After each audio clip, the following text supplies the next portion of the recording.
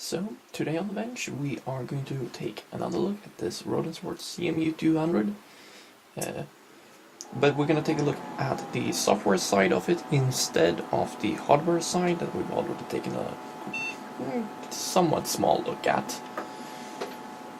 So first of all, it's just going to go through its booting procedure, which is going to probably take a little bit of time, but it's quite fast actually. Been playing around with this a bit already, mostly to make a more coherent and short video, and I'm not going to look at the whole software suite of this unit because this is not just a spectrum analyzer that can take a whole hour or two to go through by itself, but this is having a fair bit more than just a spectrum analyzer inside of it. It has, well, a long list of things, to be honest. So on this list you can see that it has Bluetooth demodulation, it has GSM stuff. I think this is constantly trying to reset itself, but yeah, it has a lot of stuff on this list. A lot of extra options, and we'll let it go through its self-test before we try to scroll through the menu. But yes, it is a fairly comprehensive unit that has a lot of things that one could spend literally hours talking about, so I'm not going to do that because I'm generally just going to go through some basic setups, how to use this as how to set up the spectrum analyzer portion of this, get the single generation part, like the most simple stuff, like how to get constant wave signals out of it at whatever frequency and amplitude you want. And then not really much more than that. Also how one configures the ports over here, because that is actually quite an important thing to know, and right now it looks like it's done. So all the different options we have here, one of the options we have is the B12 OCXO option, which is quite a nice option because it's the highest stability oscillator for this. We don't have the IQ-IF interface, that's not available on this, but we have like the universal signal unit, which I think is the spectrum analyzer and all of that. Then we have speech decoder, so we can use the speech port over here. Then we have Bluetooth, which is available, which is nice. I have no reason to really do anything with Bluetooth, but if ever I come across a situation where I would like to do something with Bluetooth, well then I could troubleshoot such systems. If I learn how to use this instrument and learn how to troubleshoot such things using the Bluetooth demodulation capabilities of this unit. But yeah, it's there if I want to learn it. And then of course we have all the other stuff, like there's a lot of stuff here. Down here we have two very fun things, because we have an additional RF generator ×2, because this unit already has an RF generator inside of it, but then it also has this additional RF generator which is available. So this unit actually has two RF generators inside of it. Actually one of the reasons why I picked up this unit and not actually a bit cheaper unit, though the cheaper unit did have a less stable oscillator as well, but and missing a few other things as well. So yeah. But apparently you can actually have two additional RF generators. I thought two RF generators was crazy enough, but apparently this can have more than two. So yay. And then we get into the software packages, which starts with K0, which is a demo pack, which is, well, a lot of stuff inside of that.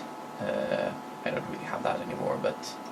And then we have all of these other things. I don't wonder why the Bluetooth one is like crossed out like that. Maybe I don't have the license key to actually use it. Who knows, maybe it's on the side of the unit, maybe not. Because all the license codes are on the side of the unit here. Inside of the case it's quite simple. So we can continue through here, because there's a lot of stuff.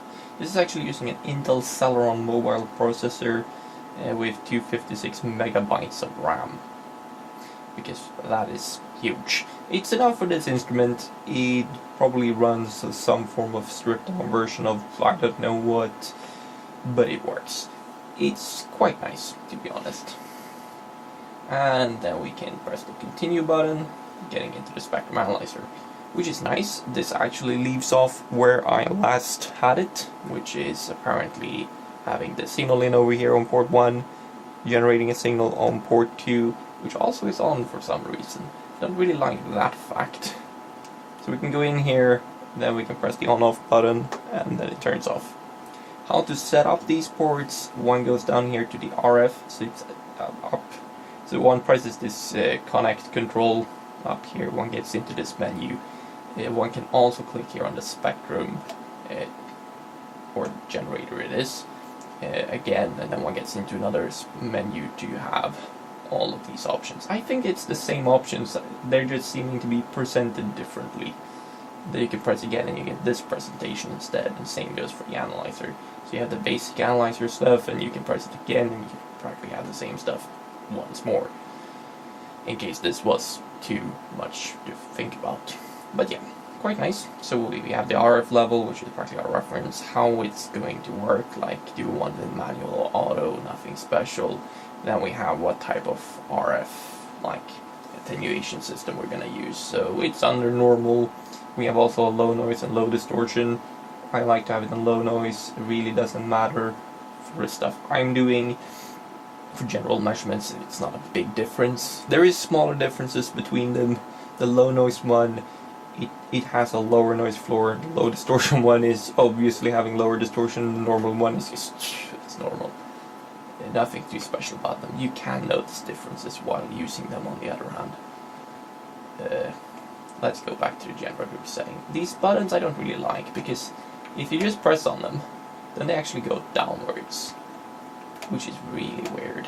And they do nothing when going downwards, which is really annoying. You actually need to press them in for them to do anything, which is horrid. So we have AM modulation over here, and we can do single sideband AM, double sideband FM, or nothing. Now I press that button. But we're not going to do anything. We're going to generate, let's generate 40 dB signal at 200 meg. Maybe we should have that marked. But maybe we don't want to output it over on this port, we maybe want to output it somewhere else. Then we can go to our RFTX out, which is that channel, the first generator. Then we have our RF in, which is the one we're looking at, which we can set for the different channels. It's quite nice, honestly. So they made this very nice and presentable, very easy to work with. We can set it over here. Actually, we can set it back over here because there it's nicer. This has higher peak or highest reference level. This is kind of the most sensitive channel. It goes the lowest in terms of like noise floor and everything. These two are a bit worse, but these two you can also output on at the same time, which can be really nice. And this is just an output, so I also think that this is highest power output. So this is like lowest noise, this is highest power in terms of output, and this channel 1 is typically 50 watts. This unit is having the additional RF generator, then this channel 1 isn't 50 watts, it's only 2 watts, just like channel 2. So yeah. But yeah, and then we also have this button up here that we can change between our main RF and our main RF generator and main spectrum analyzer, and then we can press this, just a toggle switch practically, to get to the second RF generator, so we can place that wherever we want. Because it's not on at the moment, it's not showing up, but yeah, you can place it where you want. And this I have no clue what it is at the moment, because it's some RF aux TX. I have no clue what that is. This, yeah, this one is the one that's actually doing stuff, according to so far I've played with this. But yeah, quite nice. And then we can go over to this page, which is the sync page. If you want to sync this measurement up with, or this measurement environment with another measurement device, like for example the device that it stands on, then we could, for example, output a 10 MHz signal from this, which is your lab reference practically, down to the other units, so they start staying phase locked and using the same clock, which is really nice. So you can either input to this unit because it has a reference in, then it has practically just outputting that same reference input on output. So, and the nice thing with this unit is we can actually go in here, set it to use the external trigger, then we can go over to the other option, and then we can practically tell this unit what the actual input frequency is. So if we, for example, have a 52 meg signal, which is apparently highest, then it knows it's a 52 meg input. Then it knows the reference frequency of that. Currently it's complaining that it's unlocked because, or doesn't really find the signal because I'm not really having a reference signal feeding into this. So I understand its confusion. So yeah.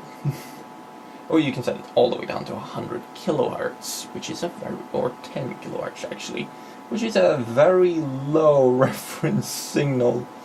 But apparently you can go that low. You can't go lower. But normally you're probably gonna have this whole thing set to like 10 meg. Oh, sorry, the key isn't allowed. But yeah, you normally probably set it to 10 meg, and I'm gonna have it set to using the internal. So then it also outputs that, which I probably already said. Then you have the next RF output, or reference output. And this second reference output is quite nice because we can actually select anything on this list.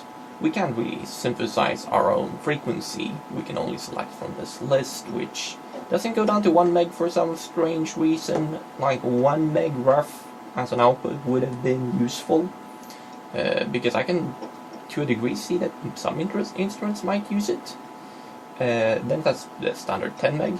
It has 13.33, which is a bit odd, but okay. This doesn't have 12 meg, which is, I think, is a bit sad because I have a signal generator, arbitrary signal generator that uses a 12 megahertz reference, and well, this can't output 12 meg. Then I know that some like higher end oscilloscopes and stuff uses like 100 megahertz reference signal, so you can actually phase lock the systems to each other more stably. And you get an update instead of 10 million times a second that you can practically phase lock your systems. You can phase lock it 100 million times per second, which is quite nice. It's easier. Okay, I think LaCroix builds an oscilloscope that has a 1 gig reference frequency between their different modules, but yeah, I think also that scope goes to 100 gigs. It might be a bit special. So yeah, we can go out of this menu with the escape button, and then we have one more menu option, which is on the second page. And this is practically the external trigger, which is pin 8 over on this connector, which is smack in the middle. And then there's a lot of like not connected pins and a nerve pin, which is quite nice. But nothing special here. And then we also of course have our 2 data, but I think those are for some more like GSM related or more test related stuff. So I'm not going to go through that at the moment, because I want to make this video fairly short, and we're almost at 14 minutes. Yikes, time just flies by. And I haven't even gone into the analyzer. So yeah, we are going to set this a bit higher. We're going to set this to like, alright, that goes to 53. And then we can go over to here. We are, what signal are we generating? Let's go to the generator. We're generating 200 meg. Then we go down to analyze the settings, span. Let's say we have a 5 meg span. We're gonna look at a center frequency of 200 meg. And then we are gonna plug in the second signal, which we can already see. So that's down at minus 40, which is quite nice, which it should be.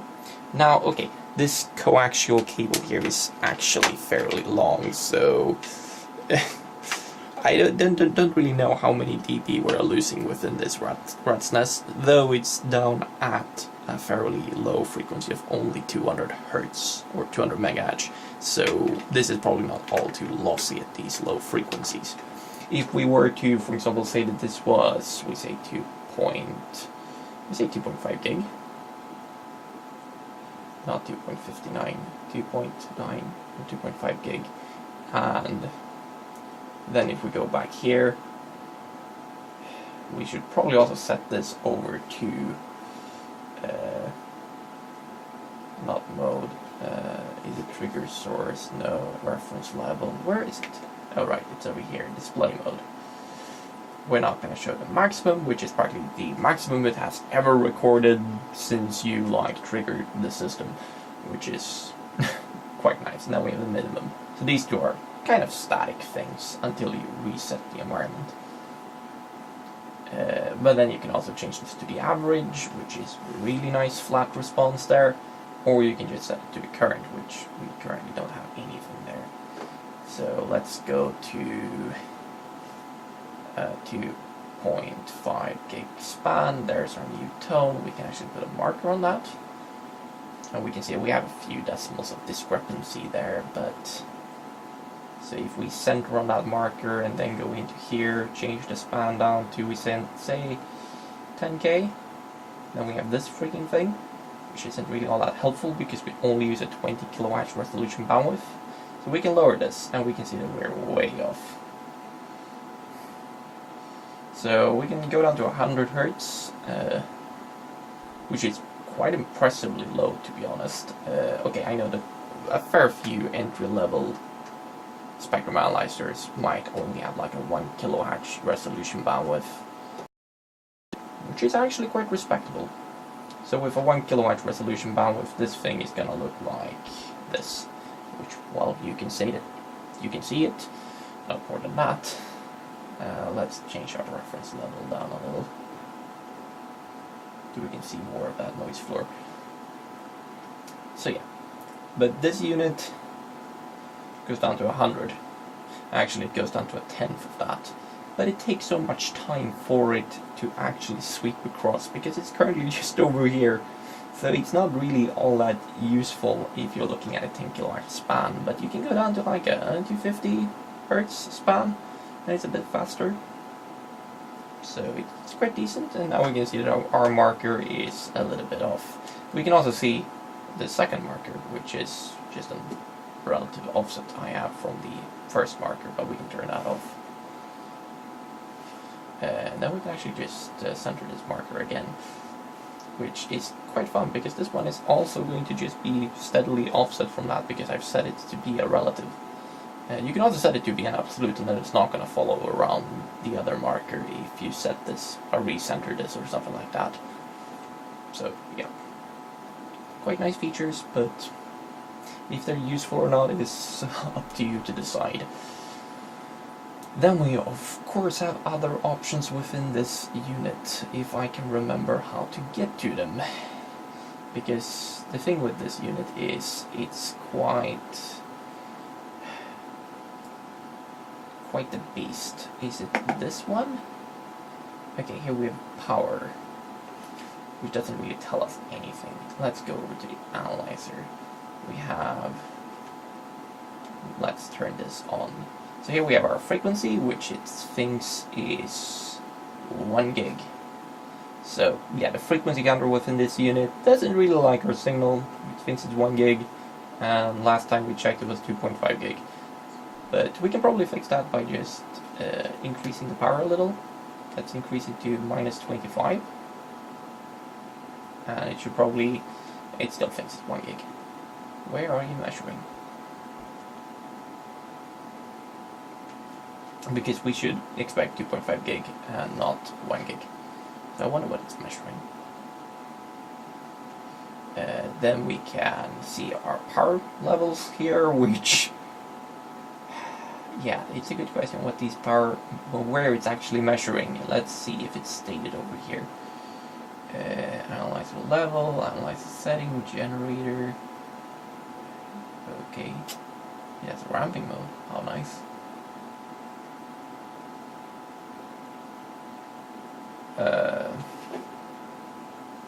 Is this better? Analyze for power? No, I have no clue what that is for. So yeah.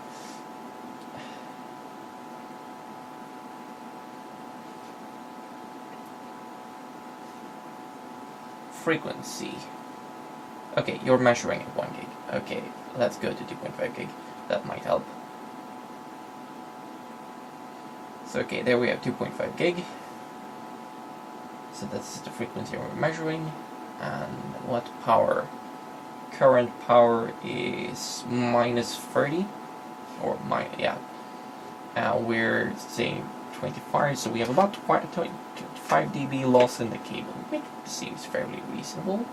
So if I decrease this to like 35, should we expect 40?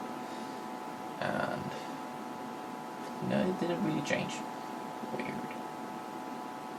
Okay, yeah, I have no clue how to use this feature at the moment, so obviously. So yeah, the spectrum analyzer is mostly what I'm intending to use this for, and of course all the RF generators inside of this unit. And yikes, did I just create all of that by just moving this cable? Whoa. Talk about being down in the noise. So yeah, it's quite a decent unit. It's quite simple, it has quite a lot of options, and of course if one wants to boggle one's own mind, then all one needs to do is like go over into here, select something like this, and just wait for it to load in the option, which is going to take ages. And yes, it uses RF port 2, which I have nothing connected to at the moment. And yeah, this is going to take its sweet time because it's a lot of stuff, and I have no clue what any of this is for. So, but yeah, right now you have, well, handover, it's not even an option at the moment. You have UE signal, whatever all of this is for, I have no clue. Here's even more stuff that I also have no clue about. Can we get another? No, we have a network here. Yeah, except these are all expandable. So, like yay. So if we really were to go through here and just look at everything, then whoever knows what half of this stuff is for. I have no clue, honestly. And then we have our ports, our sync, they're still the same, which is nice. Then we have this, we have an analyzer, which doesn't do much. Can we go back here? We have application 1 and analyzer level. What do we have over here? Okay, that doesn't seem too special. Yeah, it just seems to be the same stuff as before. Oh gosh, what's all this about? But yeah. Can we look at the spectrum? Okay. Yeah, it has the same bug. But see, I think it's a bug where if you go in to press on one of these, it always brings up the connector control. So then you can bring down the connector control to actually see what you're doing. And if we get the power, it brings up the connector control, and here's our power. If we go over here, it brings up the connector control again. And I wonder why. It doesn't seem like a nice feature. It seems more annoying than anything else. But because it does it every time. So, yeah, but I have no clue what any of this is about, so, yeah. And of course, you have a whole GSM base station inside of this, so yeah. But I think I'm gonna end the video here because this is about all that this unit is having. We can start the spectrum analyzer again and look at our trace. So it's quite nice. It can do quite a bit of stuff. It has decent performance and does probably everything I needed to do. So yeah, it has more features than I care to poke a stick at, and this video is already 25 minutes long, so I'm gonna leave you here saying that this is quite a nice unit. It also powers off quite quickly. Like, it takes a few seconds, but now it's off. It's quite impressive. Though it's not as fast as the Rohde oscilloscope I have, which literally turns off as fast as you press the button, mostly because you killed the mains connection to it. But since this is running probably some other fancy software, and this unit is already somewhat warm, these ports tend to get a bit warm to the touch. But yeah, but since this unit is probably running a lot of software, it has an actual hard drive inside of it, and it probably has more features than I care to poke a stick at.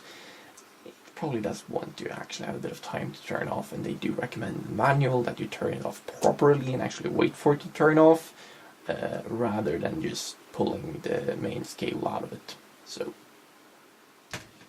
see, but otherwise it's quite nice. So I hope you all enjoyed this video, or this rough, quick look at the software inside of it, because I'm not gonna make a huge, long video about it, because that's gonna be really boring, trust me. I'm probably gonna make more videos on this in the future, of the different features inside of this, and yes, this is like this spectrum analyzer and RF signal generator of my lab, so it's not like this is not gonna be showing up in future videos every now and then, so yeah. And I'm probably gonna have better tutorial videos on how to actually use it in the future. So, see you all next time. Have a good day.